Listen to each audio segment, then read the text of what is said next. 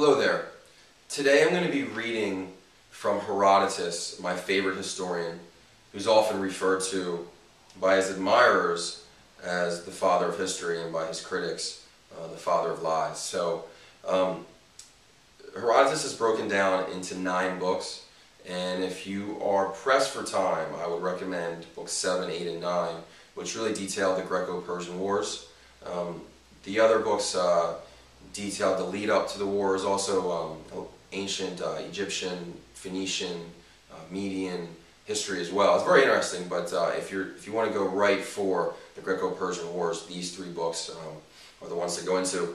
And so what I'm going to do today is read from book 7, and one of my favorite passages from book 7, which showcases the Spartan and also the Greek commitment to freedom. So essentially this is detailing 2 Spartans who volunteered to essentially die for Sparta by being sacrificed by Xerxes.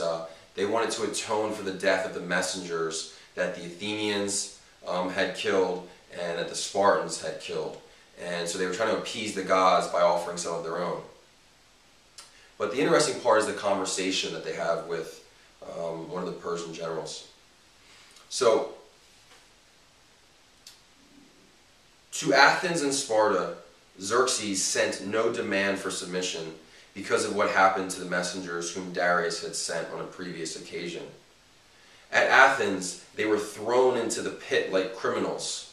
At Sparta, they were pushed into a well and told that if they wanted earth and water for the king, to get them from there. This time, therefore, Xerxes refrained from sending a request. Just what disagreeable consequences were suffered by the Athenians for this treatment of the king's messengers, I am unable to say. Perhaps it was the destruction of their city and countryside around it, though I do not myself believe that this happened as a direct result of their crime. The case is clear, however, with respect to the Spartans. Upon them fell the anger of Agamemnon's herald, Talthybius. There is in Sparta a temple dedicated to Talthybius and a family, the Talthybii, descended from him, which enjoys the sole privilege of holding the office of herald. Now, there was a long period after the incident I have mentioned above, during which the Spartans were unable to obtain favorable signs from their sacrifices. This caused them deep concern, and they held frequent assemblies at which the question, "Is there any Spartan who is willing to die for his country?" was put by the public crier.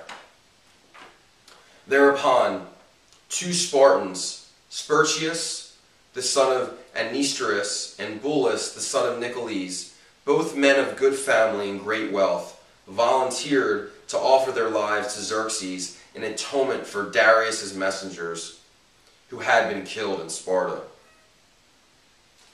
They were dispatched accordingly to Persia to meet their doom. The courage of these 2 men is indeed admirable, and what they said is no less so. On their way to Susa, they visited Hydarnes, a Persian by birth, who was in command of the whole Asiatic seaboard. And by him, they were given a hospitable welcome and invited to dinner.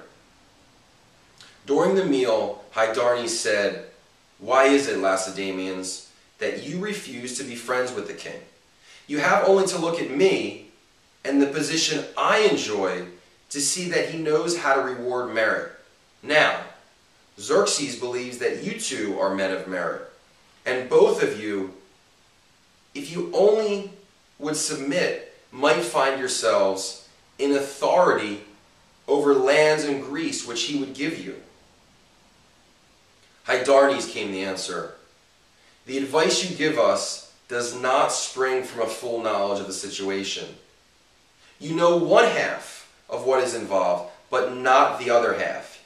You understand well enough what slavery is, but freedom you have never experienced. So you do not know if it tastes sweet or bitter.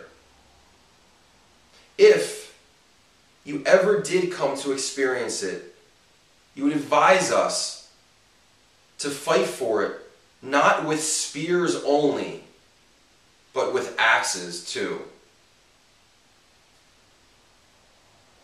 So that's the passage there from Book 7. And dialogue is one of the strengths from Herodotus. There are so many wonderful speeches found within the text.